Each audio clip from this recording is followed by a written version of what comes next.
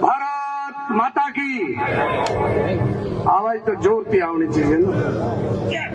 वंदे वंदे वंदे Bharatiya Janata party. आदरणीय हमारे बीच में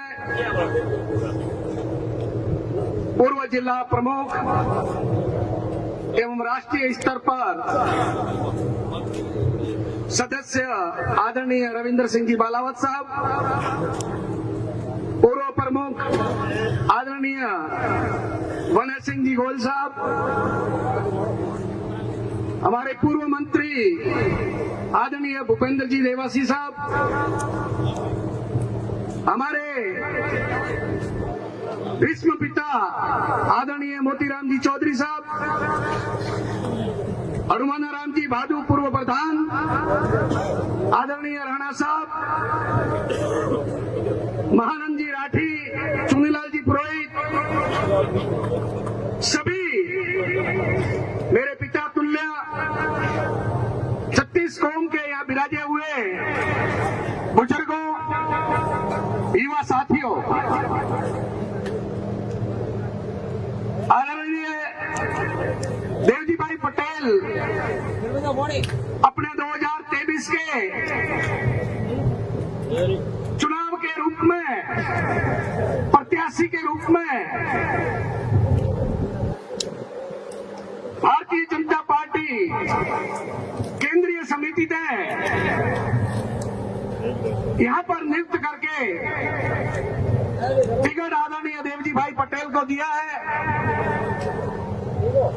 उसके लिए एक भारतीय जनता पार्टी के छोटे से लेकर के बड़े तक का जो कार्यकर्ता है, उसका मानवता के नाते एक फर्ज बनता है कि उस कमल के फूल को हृदय से, तय दिल से, तन मन और धन से उसको स्वीकार करना चाहिए। यह अपना मानवता के नाते अपना फर्ज बनता है। टिकट पार्टी के अंदर भले भारतीय जनता पार्टी हो, कांग्रेस पार्टी हो, सभी को मांगने का अधिकार स्वतंत्र है और स्वतंत्र रहेगा। लेकिन 4-5 लोग टिकट मांगते हैं, पार्टी उसमें से किसी एक व्यक्ति को टिकट दे करके कमल के जितने भी सिरमौर अपने 36 कौम के मतदाता होते हैं उनके बीच में भेजते हैं और अपना एक कर्तव्य बनता है कि उनको जीता करके विधानसभा तक भेजें। वो अपना एक मेन कर्तव्य बनता है। मैं तो 36 कौम से ये निवेदन करना चाहता हूं कि सांचौर के अंदर अपन सब आज 15 साल से जो दुख इस सांचौर में देख रहे हैं और उसको सहन कर रहे हैं, वो अपने दिल के अंदर 36 कौम जानती है, लेकिन समझ में नहीं आता है। जब वक्त आता है फतेह करने का, जब वक्त आता है विजय घोषित होने का, उस समय अपन 36 कौम उस समय को भूल जाते हैं। ये सबसे बड़ी कमी अपने अंदर है। आज से 2 महीने पहले इसी सांचौर के अंदर, ये मैं दिल से आपको बात बता रहा हूं कि सभी 36 कौम ये कह रहे थे कि सांचौर के अंदर एक परिवर्तन लाना है और लाके रहेंगे। जब तक सांचौर का परिवर्तन नहीं होगा तब तक अपन दिन आराम से नहीं लेंगे। ये 2 महीने की बात मैं आपके सामने समक्ष कह रहा हूं। और एक जाति नहीं कहती थी, 36 कौम के लोग कहते थे। लेकिन परिवार जहां बड़ा होता है वहां मांग भी बड़ी होती है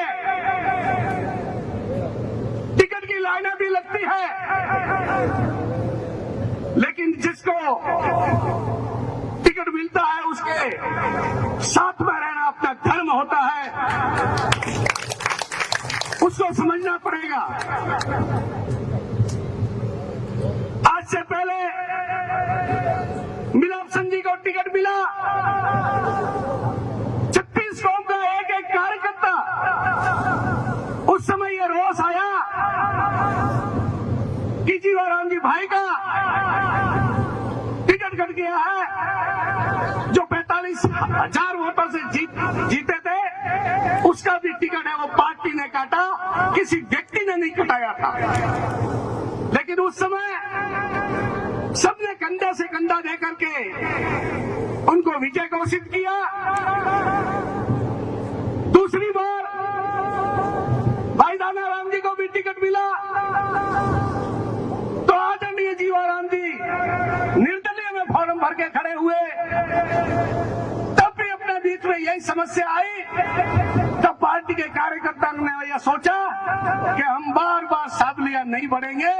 आज भी हमको संबोधित करके लोग कहते हैं कि रूप जी साधलिया, दुख होता है दिल के अंदर, लेकिन उस समय मजबूरी थी, उस मजबूरी को पार करते हुए उसको लांग करके ये काम किया था, इसलिए हमारे ऊपर धब्बा पड़ा था।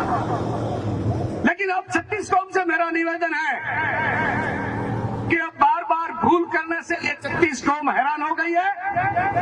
आपका समाज बड़ा है, आपकी तरफ से भी पूरी कोशिश करो, लेकिन पीछे 35 कौम की भी ये जिम्मेदारी बनती है कि वो भी जाकर के उनसे हाथाजोड़ी करे, अपने परिवार के साथ में बैठे।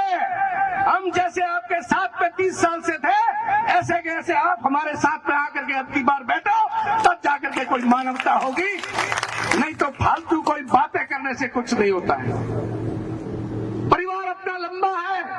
अगले वक्ताओं ने ये कहा है कि अपने साचौर के अंदर ये तो 1,25,000 कहते हैं, लेकिन सभी कार्यकर्ता 36 कौम के अगर मैदान में उतर जाए तन मन धन से, तो 1.5 लाख वोट अपने। लेकिन उसके लिए मेहनत करनी पड़ती है, घर जाके सोने से कुछ नहीं होता है। समय 25 दिन रहे हैं अभी, ये 25 दिन तो चले जाएंगे और फिर 5 साल अपन याद करेंगे। याद नहीं, अपन दिल अंदर ही अंदर रोएंगे, आंसू आएंगे। भले व्यापारी वर्ग हो, भले किसान वर्ग हो। आज नर्मदा का नहर साचौर के पास में होकर निकल रहा है, जालौर की जनता, आहौर की जनता पानी पी रही है, और साचौर की जनता सीटी 8 दिन में पानी का नल वो खुलता है, टूटी खुलती है, बड़ा दुख होता है। तो ये कब संभव होगा? तब अपन सब एक जाजम पर बैठेंगे। उनसे भी अपना परिवार है, जीवाराम जी कोई अलग नहीं है, वो भी अपने भाई हैं। दानाराम जी कोई अलग नहीं है, वो भी अपने भाई हैं। उनको गले लगा करके राष्ट्रीय लेवल से लेकर के और स्टेट लेवल तक के जितने भी प्रभारी लोग भी आएंगे, वो भी उनको कहेंगे कि पार्टी के साथ में रहना पड़ेगा। आज राजेंद्र जी गहलोत कहीं से विधानसभा से जीते हुए नहीं है, कहीं से लोकसभा से जीते हुए नहीं है, वो हमारा भाई है। लेकिन पार्टी ने सोचा और पार्टी ने अंदर उन्होंने सेवा दी, तो आज एमपी साहब जो देवजी भाई बैठे हैं, इनका कार्यकाल तो 5 साल है और उनका 6 साल का कार्यकाल है, और इतना का इतना बजट रखते हैं। वो किसने किया है? पार्टी ने किया है। आज मैं प्रमुख नहीं बनूं, प्रधान नहीं बनूं, लेकिन पार्टी के दिमाग में तो ये है कि पार्टी का सेवक बन करके चल रहा है। इसलिए मोदी जी कहते हैं कि जो लास्ट छोर में बैठा हुआ व्यक्ति भी हमारा उतना ही है जितना बीच में बैठा है।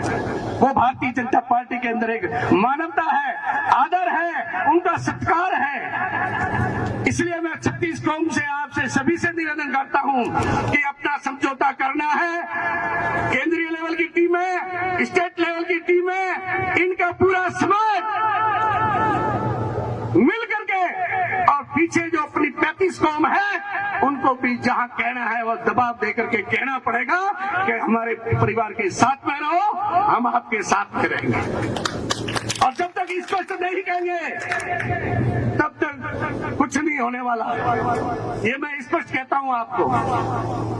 गलत कोई बोल रहा हो तो मैं सभी से क्षमा चाहता हूँ। जय भारत, जय हिंद, वंदे मातरम। बहुत बहुत धन्यवाद।